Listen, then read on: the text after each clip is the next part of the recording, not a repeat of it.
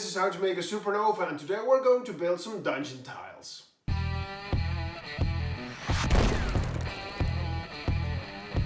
Dungeon tiles are very easy to make and very useful in your D&D games. I think the dungeon tile is the thing I used most in my D&D games as a DM. It is very easy to lay out a dungeon which your players can enjoy, and today I will show you how to make double-sided dungeon tiles with magnets.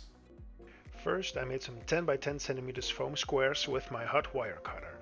Then I carved out the dungeon tiles on one side of the squares, and with a pen I smoothed out all my cuts to make them more visible. And then I took a sharp knife to damage all the tiles. I'm trying to make different shapes so that none of all the tiles will look the same when I put them together. To texture the tiles, I'm using this stone I found in my garden. I'm just pressing it and rolling it and turning the stone, so I'm not using the same edge all the time. And then for smaller details I use that small tin foil ball. To redefine the edges, I'm following the lines with a pen. Then I flipped the square over and started marking out where I wanted my wooden planks to be. First I was thinking to make them 5 millimeters, but it looked a little small to me, not really in scale for Dungeons & Dragons.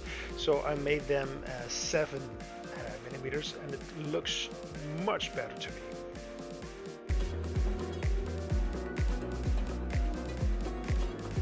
When all the long lines were cut, I took a knife to separate all the wooden planks. Also here I used a pen to redefine all the edges. With a sharp pencil I'm carving out the wood pattern. When you do this, make sure to do every plank individual for a more convincing effect. And if you like my video so far, why not like and subscribe? Because I have more cool projects I want to show you. Thanks.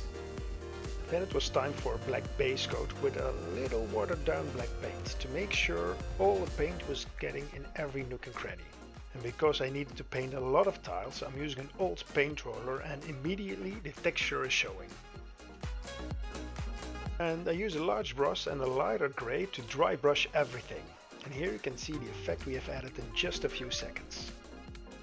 And then I gave all the tiles a dry brush with an even lighter grey. Use less paint and only try to hit the highest parts. For the wooden planks I use the same method. First a very dark brown base coat, then a little lighter brown on top, and dry brushing an even more lighter brown color. And with wood color you have a lot of color options. Because I was aiming for a cozy tavern feeling, I'm choosing a reddish brown. When you want a more abandoned dark feeling, you can add some yellows or green paint in your mix.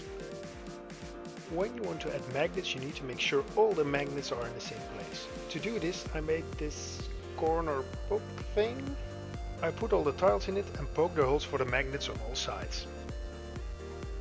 And finally I glued on the magnets with a hot glue gun. And as finishing touch, I'm going to add some weapons on some of the dungeon tiles.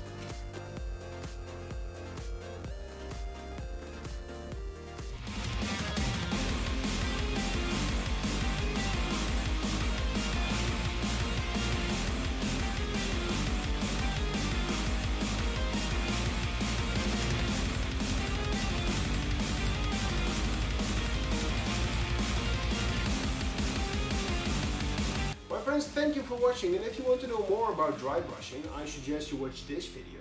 And if you want to know more about texture, maybe this video is more interesting for you. See you next time.